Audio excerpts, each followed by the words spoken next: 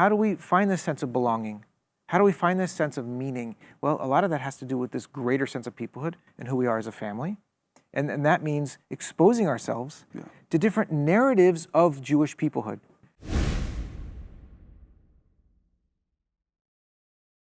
So this is our... Ready. We're ready? Good. So this is our Z3 podcast. This is our first episode, which is very exciting.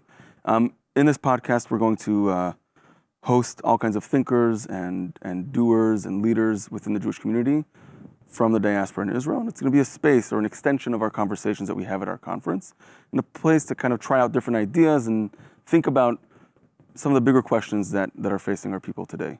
Both, things that might be happening in the news right now or bigger questions. Things like where to get the best falafel or the meaning of life. I mean, also that. If someone has like a really good falafel insider, then that would be fantastic. But it could also be the meaning of life if someone, and they can go together, right? Excellent. That's right. Because a good falafel could provide really, meaning in life. Exactly. So that will be. This is our first episode. Excellent. And we're really excited to have Zack Bodner. He's the president and the CEO of the Oshman Family JCC, and also the founder of the Z3 project. Yes, which we'll talk about that a lot. To have a title like that, I mean, it is. I think it should appear first in your, stacking it in your signature. But it's great. It's great to have you. And I'm excited to have this conversation. We've had many conversations over the years, and I'm excited just to start a little bit from the beginning, because most folks, or many folks, don't know enough about kind of your path and how you are, and where you are today, and why you're here today. So if we could just, maybe just start with like the origin story, I guess. The origin story, Bereshit, in the beginning. Exactly. Well, I grew up in Southern California as a very Reform Jew, very secular, very Chiloni, but very culturally Jewish, very aware of my Jewish identity. We live in a small town named Claremont, where the Claremont colleges are. More and more people know it these days because of the colleges, but there weren't a lot of Jews in my town, despite it being a college town. You'd think there were a lot of Jews, but there weren't. And yet my closest friends were Jewish. And so we didn't keep Shabbos. We didn't go to shul regularly. We didn't keep kosher. But we did Shabbat dinners every Friday night. And you were conscious of this, though? You were Jewish? Very Jewish. Yeah, okay. Very Jewish. We had Judaica in the house. My parents led the very first BBYO international team tour to Israel. That's cool. In 1974, when I was 1 year old. They left me with my grandparents. It was like my grandparents' favorite summer of memory. So they talked about that. They're very Zionistic Jews. Yeah. And cultural Jews. Shabbat was very important to my father. And he also was raised as one of these kind of second-generation American families. The Holocaust hung heavy in his heart and his mind. And so for him, there was no we couldn't own a German car. We couldn't own a German Shepherd. It took years for him to accept that his Audi was not a Swedish car, by the way. And we did other things, like we didn't have pepperoni pizza in the house, We definitely didn't have any treif in the house, but somehow outside the house, mushu pork and pepperoni pizza was okay. We just did our own way of doing Jewish. But Shabbat dinners were really important. And we'd have a Shabbat dinner. My dad would bless me and my brother, and we'd say a thank you to my mom, the Eishes Chayil. And when I got old enough in high school to start to have friction with him, because I wanted to go to school dances. Right. Stuff was happening on Friday nights. We had some debates about it, but ultimately, if I stayed for Shabbat dinner, I could go out afterwards. So that's how I was raised Jewishly, and it was really that first trip to Israel that I took, that teen tour, summer before my senior year in high school. With which group? It was called LA Ulpan. Okay. It was with the LA Federation's BJE, Bureau of Jewish Education. Awesome trip. It was back in the very early, maybe 1990, 1989. And 150 kids went on this trip, 3 buses. Any of your friends from your classmates, or? No, because I grew up way out in Claremont, remember? So most of these kids were from the Valley or from the heart of Los Angeles. I didn't know anyone else on this trip. So I also got to be myself, right? It was like Jewish summer camp. I love Jewish summer camp. Also another kind of formative experience for me. Jewish summer camps allowed me to be myself. I'd go to public school during the year, and I was a different person. Jewish summer camp, trip to Israel, and that's where it triggered it for me. The trip to Israel is really what, I said, wow, I'm coming back to this place. I love this place. Yeah. So you knew at that moment, that was when it started for you. But professionally, what was that like? Because there's two, in America, we get to kind of separate between maybe our private lives a little bit, right? Like the old idiom, right? Be a Jew in the house and a man in the streets or whatever, right? Like that kind of idea. But so what you're describing is a very strong, very present Jewish consciousness, which is amazing and inspiring. But there's college. How did that kind of play out? It was really my senior year in college. Junior year in college, I studied abroad my junior year at Hebrew U. in Jerusalem. I went back, and that's when it triggered for me. And that private self became much more merged with my public. I mean, my first 2.5 years in college, I didn't go to Hillel. I wasn't overtly a Jew. I wasn't hiding it. I was proud of my Jewishness. I was in a Jewish fraternity. I was an A Pi. I was one of the kids that amongst my friendship group, I would do the secular Jewish thing. We would break Yom Kippur together at the local Thai restaurant, right? Like they knew that I was, but it was after that junior year, and I came back being very attached to my Jewishness, very attached to Israel, trying to figure out how to convey that. I debated whether or not to be kosher, to be Shomer Shabbos. I struggled with it.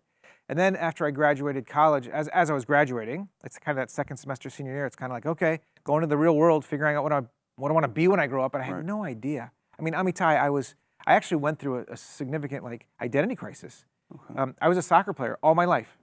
That's what identified me. That's who I was. I had the soccer player look, the hairdo, the mullet, I wore a gold soccer ball chain. And then I went to Hebrew U, Israel, and I came back with a big old Jewish star necklace, like a Flava Flav size, Magen David, and I wore it with my soccer ball. Yeah. Had lots of jewelry. It was the time, right? Yeah. And then I finished soccer, my senior year in college, and I take my soccer ball off, and I'm like, who am I? Right. Well, there's only one thing left. Right. I'm the big Jew, right? But what does that mean? What do I do with that?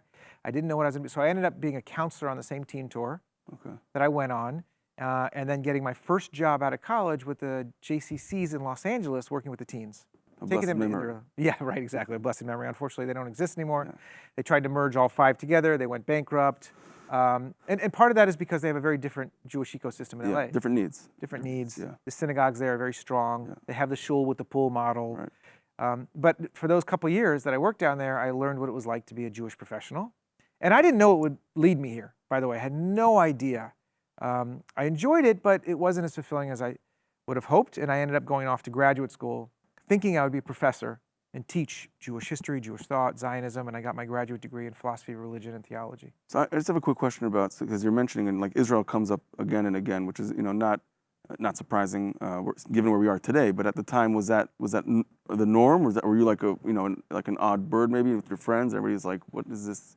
It's a good question. I was an odd bird. My other couple of Jewish friends in Claremont, they didn't do the summer trip. Okay. They didn't study abroad there. My junior year in college, there were only a couple other people in my class that studied in Israel. It wasn't that it was something that people didn't do, but in my group, not a lot of people did. And was that because you think the teen, that first teen trip really you were looking for the opportunity to go back, almost. That was the... that was part of it. I think it was also about, finding my sense of belonging there. I was born on the East Coast, but I grew up in Southern California, and I loved it there. I felt like it was my home, but I also was kind of still searching for my people. I was searching for my chevra, and I thought I found that in Israel. And so when I went back, I really did find it. And my junior year, I made the best friends of my life. I met the woman who became my wife. Right. And then as I was graduating college, I was kind of looking for that sense of community, that sense of belonging, and that sense of purpose. What am I going to devote myself to? I didn't just want a job. Right. I had a lot of friends that were going to law school or med school or business school. I had a lot of friends who were just going off to get a job in consulting. Tech wasn't a big thing at that time, at least where I was on the East Coast. But a lot of friends were going to investment banking, and I was like, I couldn't see myself just doing a job to make some money. I had to find something that would really attach to my soul, my nefesh. Yeah. And I thought, you know what, maybe it's Israel. Maybe it's Jewish people, Jewish peoplehood. I didn't know, but I thought I had an inkling that maybe that was it. Was Israel ever on the table for you? I'm going to... Oh, yeah. Yeah? So when I was there my junior year, I trained with a second division pro soccer team, right. Hapoel Yerushalayim. Yes. And they asked me to come back and try out. Who knows if I would have made it or not. But they did ask me, but at the time I was dating very seriously my now wife, Ronit. She got into law school at UCLA, so I said, I'm going to try and make this work. And I moved to LA, got a place on the beach. I mean, come on, the beach in Santa Monica, working for teens and working for the JCC, and that was the path I chose. And thank God, Baruch Hashem, because look where I am now, married with 3 kids. No, it ended up well for you, but Hapoel Yerushalayim, we never know. You never know. But Israel was on the table. They ended, they had a few bad, rough years. Well, who knows? Exactly. Yeah. But it's always been in the back of my mind. I mean, all of us Zionists who care deeply about our Jewish identity and care about Israel, we always think, should we be making Aliyah? Am I less than because I haven't made Aliyah? I mean, for 2,000 years, we've said, Hashanah Haba'ah, like we've said, next year in Jerusalem. We pray 3 times a day looking at Jerusalem. So what kind of hypocrite am I? That I finally have the opportunity to do it, but I haven't taken the leap? Yeah. Am I scared? Why don't I have the chutzpah to do it? So yes, that's always been in the back of my mind. Interesting. Yeah. Interesting. So JCCs, I want to pick up on that thread in a little bit, but I want to so JCCs, you did that for a while. Yeah. Grad school, what's? Grad school, I got my master's and I didn't continue for the PhD because I realized that I didn't want to stay in academia. Really smart people coming up with answers to a lot of the world's problems, but often they'd get published in a journal and sit on a dusty shelf somewhere. And I was way more into tachlis. Yeah. You know me, my favorite word is tachlis. Yeah. Tachlis is the doing, getting down to brass tacks. And I felt like academia wasn't as tachlis-y as I wanted it to be. Right. And I had an opportunity to move to Sacramento. I got a fellowship working in the state capitol and working for a state senator in the legislature. And I thought, wow, maybe politics is the way to make real change. Yeah. And it was a great experience. It was a 1-year fellowship. I was working for a senator who gave me a ton of freedom and flexibility. I was drafting legislation. That's awesome. Yeah, I was testifying before committees. Wow. He took me on international trips with him to Northern Ireland dealing with peace process wow. stuff. Yeah, really cool stuff. And I thought, okay, this is the sort of thing I want to do, but I want to translate it to Israel, U.S.-Israel relations, peace process stuff. So it wasn't hard for me to make that pivot from that to AIPAC. Right. And I got recruited to be the number 2 in the AIPAC office in early 2000. It was a tough time. It was a tough time. Actually, when I started in February 2000, it was a great time. Right. Remember, in February 2000, right. Ehud Barak, Yasser Arafat, Yeah. Bill Clinton, peace was about to break out. Yeah. And I remember clearly, AIPAC, we were drafting the talking points for how to sell the biggest peace process plan, the biggest peace package. Yeah. It would have been a huge foreign aid package. Yeah. It also would have entailed like dividing Jerusalem, giving control of the Temple Mount. You remember? Yeah, I remember. Those talking points are sitting in a safe somewhere that will never see the light of day. Yeah. Right? Because shortly after it failed at Camp David, because Arafat walked away, he launched the Second Intifada. So I started in February of 2000, but by September of 2000, it was a different ballgame. Wow. And I remember very clearly, one of the formative experiences for me was sitting in my office at AIPAC on Market Street in San Francisco. And hearing a ruckus and looking out my window and seeing a massive rally, a protest walking down the street. Now, this is San Francisco, so every week it seemed like there was some sort of protest, right? There isn't a rally, there's a question. Yeah, exactly. What's going on if it's quiet? And there were Palestinian flags waving and people chanting from the river to the sea, Palestine will be free. So my boss and I went down to check it out. And it wasn't just a pro-Palestinian rally, it became an anti-Israel rally. I mean, they were burning Israeli flags. In the streets of San Francisco, I'm telling you, Amitai, they were burning Israeli flags. And I was so taken aback, I was so frustrated, and I wanted to jump in and rescue this flag, and my boss held me back, thankfully. And after the protest kind of moves along, the rally, I went and picked up this charred remnants of this Israeli flag, and I brought it back to my office, and I hung it up on the wall as a reminder of what we were fighting for, what we were fighting against. And I'll never forget that it had turned that quickly from being a moment of hopefulness, peace was about to break out, to being, okay, the Jewish state is now fighting for its life. And I got to say, for the last 23 plus years, I don't think it's changed a whole lot. It's gone up and down, but since 2000, there have been a lot of moments where Israel has been fighting. Yeah. So, I mean, I experienced a lot of those things from the other side, in Israel, and it's interesting to hear kind of like the different experiences. But I wonder, like, it's one thing, for an Israeli growing up in the street, it's like you don't have a choice.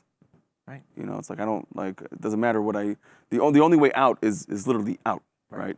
But I'm always fascinated to hear, the perspective from folks who aren't forced so much. It's much more by choice. Right. And so, like, I'm curious to hear more about, like, how do you answer, like, what do I need this for? Yeah. That's part one. Part two, like, once you decide that, it's like, how do you keep hope?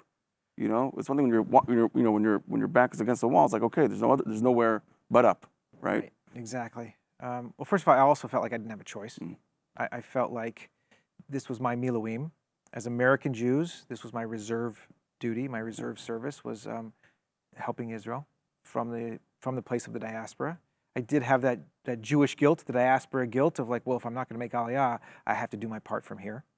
And I felt that all Jews had that obligation. They didn't all get it. They didn't all understand it. A lot of Jews felt like they could distance themselves. They could say, look, I can compartmentalize this part of my Jewish identity. I don't really need Israel. It makes things messy for me. I can be very happy as an American Jew without that. I didn't believe in that. And part of what became my purpose is helping American Jews understand that Israel needs an important piece of, that Israel's a part of their identity, whether they like it or not, and they have to come to grips with it. Now, this was hard for me in the beginning at AIPAC because I was giving speeches all the time, and I wanted to talk about why Israel should be important to people, but AIPAC gave me the direction like, no, you're already speaking to audiences where they get that. Just take them from their love of Israel to action. And I said, okay, actually that's a lot easier. And I felt bad for Hillels, for JCCs, for JCRCs that had to convince people to love Israel. And I felt like, okay, they have a much tougher job. I just have to take those people who already love Israel and convince them to become activists. And that was, in a way, much easier. And now I'm on this side, running a JCC, and I realized, wow, that role has been important always, will continue to be important. And I feel like, as a community, we could have done a better job over the last 25 years helping Jews understand how Israel is integral to their identity. So I never felt like I could step out of that fight. And to your second question, I remember very specifically there was a AIPAC policy conference where Elie Wiesel, of blessed memory, was one of the keynote speakers. And I had an opportunity to engage with him. And Elie Wiesel was one of my heroes. And he was just kind of a little down. He put on a show for everybody. That's what he does. But he was a little down. And I remember speaking to somebody afterwards who knows him well. And they said he was pretty depressed. Like, he'd been through so much in his life, right? But in the 21st century, to see Israel being made the Jew among the nations, being blamed for all of the world's ills, and he was like, has it come to this already? And yet, he got up to fight. And if anybody had the right to say, I'm done, it was Elie Wiesel. And he got up to fight every single day. And I said, if he could do it, who am I to say I'm too exhausted? Who am I to say, I need to relegate this to someone else? But so I couldn't. So I fought, and I continue to. So that sense of responsibility of 2,000 years, we're still, the fight's not up. It's not done. Right. It's Rabbi Tarfon in the Talmud who says it's not our job to finish the task, but nor are we free to desist from it. I believe that. And you and I are doing that. That's what we're doing with Z3. We're doing our part. So I want to jump in a second to Z3, but I had one more question that I found that I'm just curious to hear your thoughts. And that's about you were saying a moment ago about the need to help folks understand that Israel plays a part in their identity.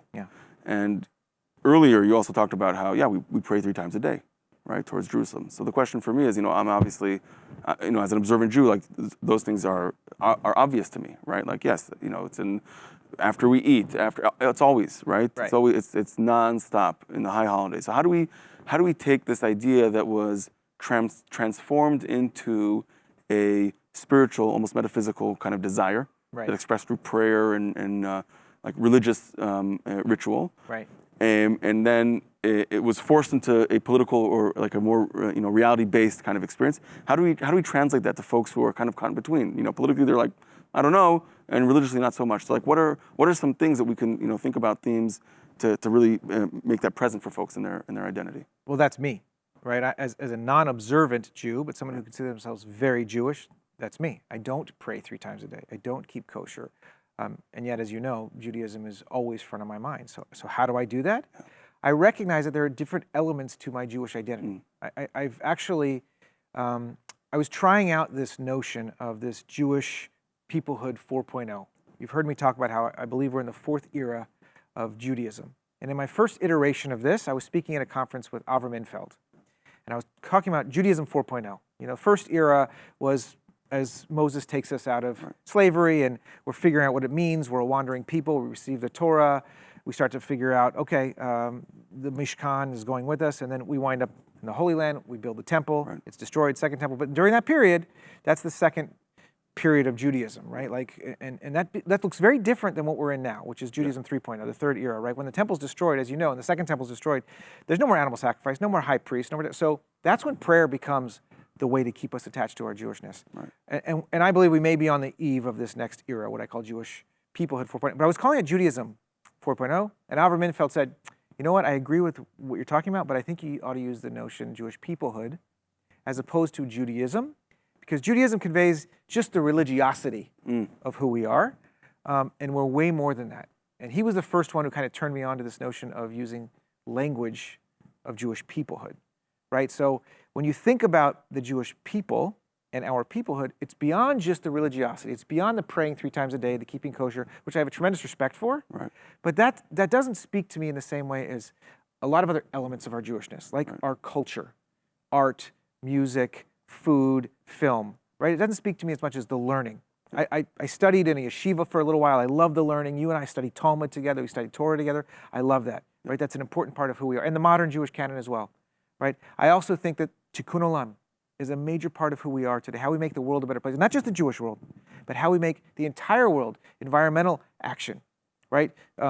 Whether it's racial justice, whether it's homelessness and hunger, like those things that the Jewish people help make better, that's a part of who we are as Jews. So I don't just hold my Jewishness and judge my Jewishness by how religious I am, Right. and how much halakha I observe and the liturgy. Like, so for me, and I think a lot of Jews like me, I mean, according to the Pew study, 90% of American Jews are non-observant. Right. So how do we help them attach themselves to their Jewishness? We got to give them a menu of options, Yeah. right? And I think Israel is one of those, but so are some of the other elements that I've talked about. And spirituality is a part of that, right? So that's how I square that circle, Amitai. Yeah. And I have a tremendous amount of respect for observant Jews. But I also think that in this 4th era of Jewish peoplehood, where maybe the synagogue is not the central hub of Jewishness for a lot of Jews today, we have to find what replaces that. Yeah. Right? Yeah.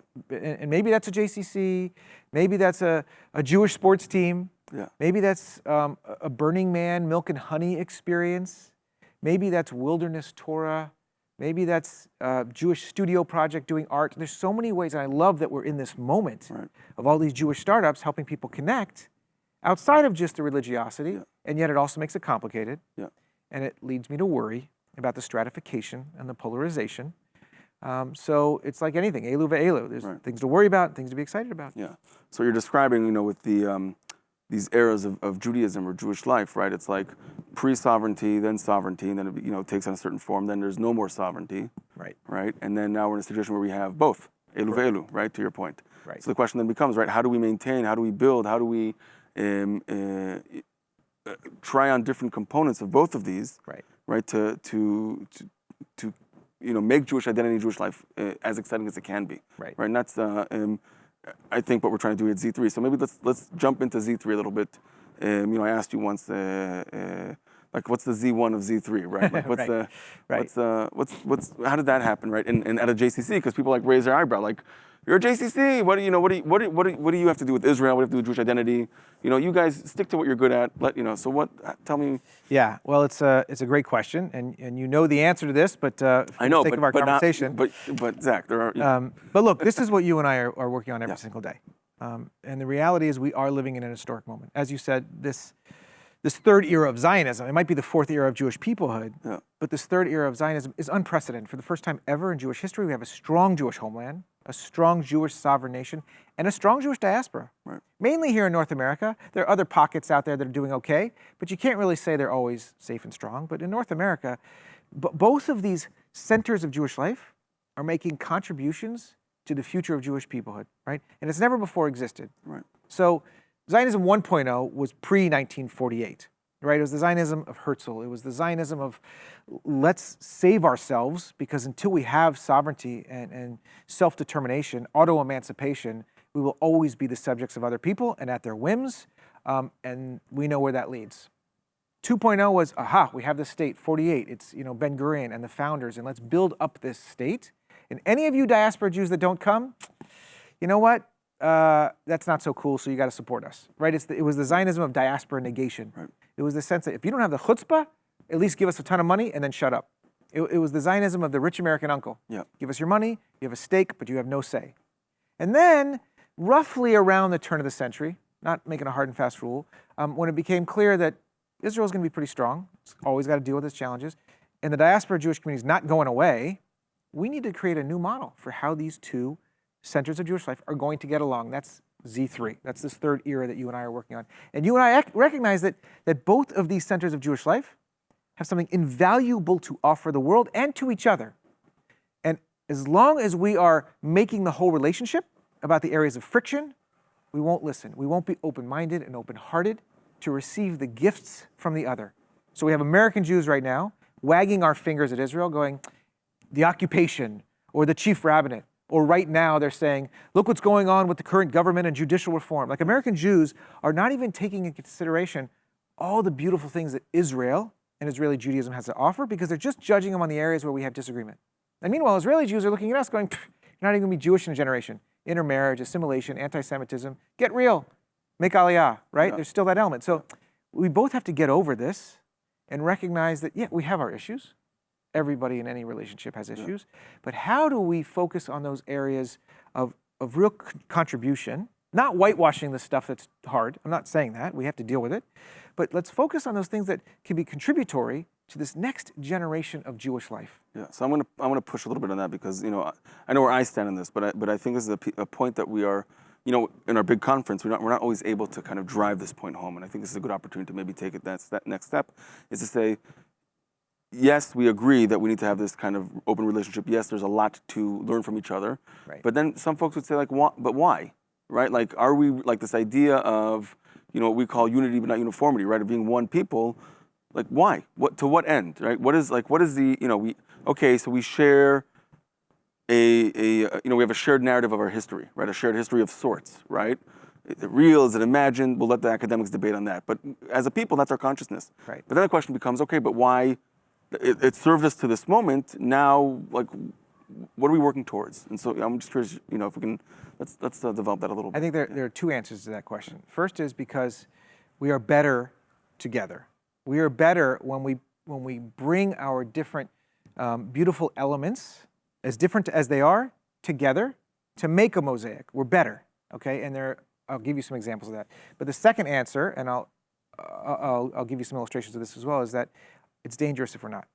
Okay, we know what happens. There's the old saying, united we stand, divided we fall. Right. And if the Jewish people start to destroy ourselves and tear ourselves apart, it's just going to make our real enemies take advantage of that situation. I truly believe, and there have been moments in our history, as you know. Yeah. I mean, the rabbis say in some, that maybe the destruction of the temples was because of internal fighting amongst us, right? But we've also, as you know, because you're a learned rabbi, but also because you study this, is that we have never been uniform as a people, right? Hillel and Shammai couldn't even agree on how to light Hanukkah candles. They couldn't agree, right? And then we had the Sadducees and the Pharisees, right? And even in our darkest moment during the Shoah, you had the Jews that were fighting as partisans in the forests, thinking that's the best way to save Jewish lives.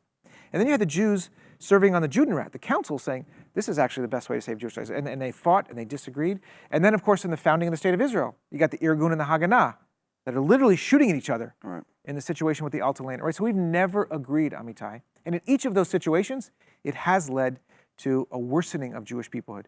It has weakened the bonds. I mean, we have seen situations with Rabin being assassinated by a Jew, right? So I worry that if we don't come together as a people, our bonds will be weakened and our true enemies will take advantage of that.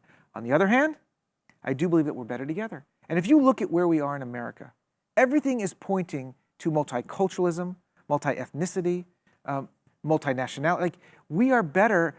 You and I are Ashkenazi Jews. I married a nice Sephardic Jewish girl, right? And I got to tell you, when we sit at our Passover Seder, Sephardi Haroset is a lot better than Ashkenazi Haroset, right? Like, my life is so much more enriched because of the Sephardi culture that she brings in. So the majority of American Jews are Ashkenazi, but when they are exposed to Sephardi and Mizrahi Jewish music and food, Yemenite Jewish food, Ethiopian Jewish food, it makes the panoply of our, the tapestry of who we are just so much better and so much richer. And everything else in society right now is pointing to that being a good thing. Right. So why would we as Jews push against that? Why would American Jews say, I don't want to incorporate any Israeliness because they're judging it by their political or religious differences? Right? It's short-sighted. They should say, all right, there's so much in this Israeli culture. So in many other words, we're expanding the lens or the foundation for the relationship, right? Correct. There was a moment where we were like, no, we have to focus on the political right? To borrow our own language, not to sound too self-important, but in the Z2 moment, right? We needed to. These were the arenas where we had to invest when it came to the relationship. Right. You know, political support, monetary support, all these things that in a way, were a little bit. You know, they painted the relationship in a certain way that limited our ability to experience the fullness of it. And now we're saying, no, dafka because of this, yes, of course there are issues and never ending, you know, we're not in a perfect world. There's a lot to work on, but because we're in a place where we feel, I mean, these days specifically, some things feel a little bit more wobbly, but generally speaking, right, it's never been better to be a Jew in human history. Right. So we can, just like we can expand the areas where we talk about and the common denominator of a relationship, right? Politics and religion. Now we can expand it to other things culturally and enrich ourselves. It's like the basics of Maslow's hierarchy. Yeah. When you're just in survival mode and you're just trying to build up the Jewish state, you're not thinking about incorporating other cultures. But now, like you said, we're at a place where we're a little higher on the ladder, and we can think about self-actualization. And how do we find this sense of belonging? How do we find this sense of meaning? Well, a lot of that has to do with this greater sense of peoplehood and who we are as a family. And that means exposing ourselves to different narratives of Jewish peoplehood, right? Some people, very few, but some people take issue with this notion of peoplehood because they think of it as like a homogeneous word. There's more than one peoplehoods. There's Jewish peoplehoods, right? Like a Yemenite Jew is having a very different heritage story than a white Ashkenazi Jew like me who grew up in Southern California, right? For me, it's Mel Brooks, it's corned beef, it's matzo ball soup. That's very different than the Ethiopian Jewish, right? But I think that's what makes each of us better, is the contribution. And then to answer the final part of your question about like why are we doing this, why JCCs, is because we're the only ones who can. Right, JCCs right now are the microcosm of exactly what's happening in Israel. Right, Israel is a Jewish home for Jews, but also non-Jews, and that's exactly what JCCs are. JCCs are Jewish spaces for Jews and the whole community. And there's no litmus test to walk through our doors. It doesn't matter if you're an observant Jew or an atheist Jew. It doesn't matter if your mother was Jewish or your father was Jewish or neither was Jewish. It doesn't matter if you were born in China or Ukraine or Poland or Israel. It doesn't matter because we are home for you. And you can come here and experiment and try things and find a sense of connection, find a sense of meaning and belonging, just like you can in Israel. And we're saying we are the place to do this because we have the ability to experiment. We're the community's living room where we can expose you to left-wing thinkers, right-wing thinkers, right? We can expose you to settlers and Tel Avivniks and kibbutzniks and New Yorkers. We can expose you to everyone in between. The people here who love Bibi, the people here who hate Bibi. You're going to get that here. You can't get that anywhere else right now.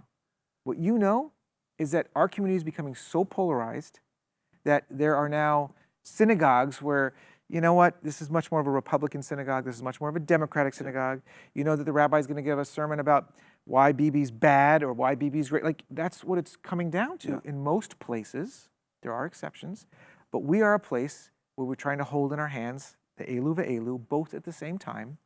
And that's why we have an obligation to take on an issue this important right now. Right. So the two elements of the JC that come to mind are the one that we serve everybody. We're a Jewish place that serves everybody, and because we're non-denominational or non-political, we have the you know, I wouldn't call it objectivity, but it's like it's an authentic claim to being a public square in a sense. Correct. Right. Public square. It's a great term.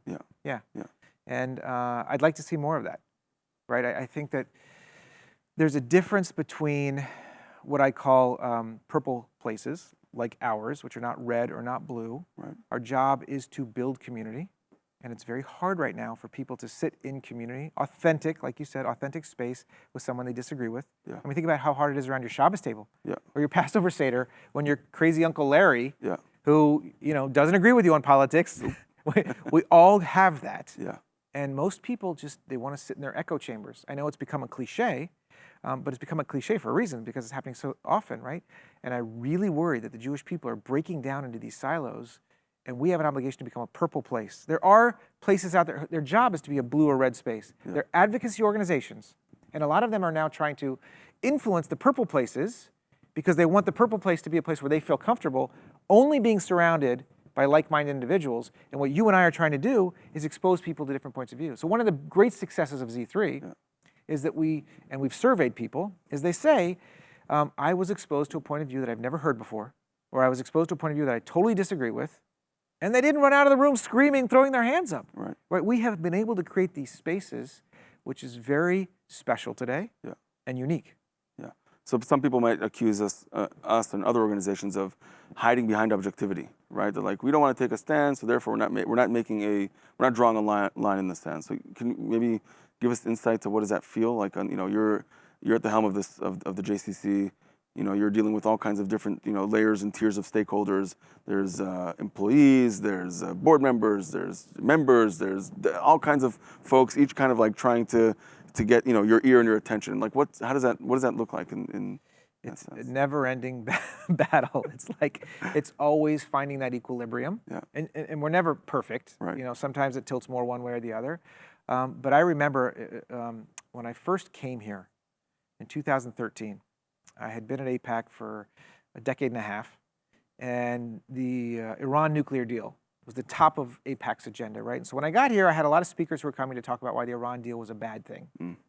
And I had a board member come to me, and he was a mensch. He came to me very quietly, confidentially, and he said, hey, you're gonna have somebody talk about why the Iran deal might be a good thing? I said, what are you, crazy? And he said, listen, just think about it.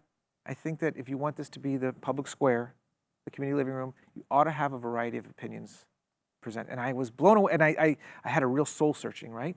And I remember thinking, okay, can I do this and still keep my own integrity? And I decided that we needed to do this. So we had a panel with 2 people against the Iran deal, 2 people for the Iran deal, and the local NPR affiliate moderated this. And 800 people showed up right here in this room. We had not enough room. We had to overflow, and we realized we not only can do this, but we need to do this, right? So we recognize that we can hold both in our hands at the same time. It doesn't mean we're skirting the tough issues. It doesn't mean we're hiding behind our objectivity. We had people against the Iran deal. We had people for the Iran deal. And we said, if we can do this successfully, we need to do this also with other Jewish issues, Israeli-Palestinian conflict, secular Orthodox divide, lefty versus righty, and we did. So in the beginning, the Z3 conference was really about bringing those lefties and righties together who would never come together on any other stage. When we were fortunate enough to find you and hired you, you helped us evolve the whole Z3 ideology to doing what it's doing now, Diaspora-Israel relations. But initially, it was about creating a safe space to have these differences of opinions. Then it became something that was regular, right? We were the first ones to do it, and then you had the Fault Lines podcast with Danny Gordis and Peter Beinart, and there became a lot more of this. But recognizing that we're not hiding behind our objectivity, we're using a safe space to allow people to take tough positions and debate with each other, but also find common ground. We're not just creating crossfire. That's entertaining. People love to see people arguing and fighting. But we want to do tachlis advancement. And to do that, you have to find common ground, right? So that's been our goal here all along. But what allowed us to do it was creating this safe space, not hiding behind objectivity, allowing people of different opinions to be here, but us being able to say, we have a big, broad tent. Now we have tent poles, as you know. Every tent has to have tent poles. And every year, as you know, we are discussing and debating where to plant those poles. How far out can we push it and still be a Zionist space that allows for vibrant discussion and debate without selling our souls? And I think the second piece for that, the question of, there's the question of tent poles and where they are and access, and the question of, there's a lot of discourse, not only at our JC, but in other places, like legitimizing views that we disagree with, et cetera. But I think that part of the magic, there's that, but I think part of what the magic that it took me a while to kind of really like chop as I was doing this job is that unlike some other conferences, maybe the audience here is incredibly local, right? So it's not about flying in thousands of people from across the country. Where it's almost like showing up for like a football game, right? You have your team, and you're there to represent your team, right? Or you're going to go, or it's a professional conference, and you're all there to like learn tools of, or secrets of the trade. Here, the audience is our community, right? There are folks who come in, of course, more and more so, but fundamentally, it's our local community, and we're demonstrating for our local community, for the benefit of our own community, that we're able to have these conversations, right? And through that, we're building resilience. And I think that like that part was like, oh, that's the second piece, right? Like that's what's incredibly important. And like then the idea of trying to replicate this approach in other places becomes much more urgent, right? Because it's not about it's not a performance, right? It's really for the community to come together. It's like one of our community's high holidays almost, right? We come in together, we argue, we push in line a little bit, get like a lukewarm lunch, right? Hopefully it's not raining, Right. But that idea that like making it very much alive and present, it's like our JC is embodying it in that sense, right? It's not just talking about it. It's like, here, this is how it's done. Well, we recognized that we had to model this behavior. We needed to do it for ourselves, and others turned to us and said, how do you do that? Because they were seeing that Israel was becoming a toxic issue in their community, a divisive issue. Yeah. Communities were not even able to talk about it because it was such a partisanizing topic. And I remember I was on the board of a synagogue. They wouldn't bring in a speaker to talk about Israel because they knew if they brought in a lefty, the right-leaning donors would walk away. If they brought in a righty, the lefties would protest in the streets. They didn't do it. They brought in someone to talk about why Brit Milah was a bad thing, why circumcision was a bad thing and should be outlawed in Jewish law. That wasn't too controversial, but Israel was too controversial. Yeah. And I realized we have just raised a generation for the past 20 years, Amitai, of young people who are scared to talk about Israel. They're scared to get into it, as hard as it is. So I said, we have to model this. We have to show people that you can get into tough issues. You can get scratchy with your friends and your colleagues, and that's okay. Yeah. And when we started to be successful, JCCs around the country said, show me how to do that. I need help because it's now reaching my community where we can't talk about Israel. Right. And so that's why we built the Z3 Leadership Lab, where we can train other leaders in the field to bring this to their backyards because they need it. Otherwise, we're going to lose a whole other generation of young people who are too scared to talk about Israel, much less care about Israel, much less make it a part of their identity. They're going to say, I don't need that. It's too complicated. Yeah. Right.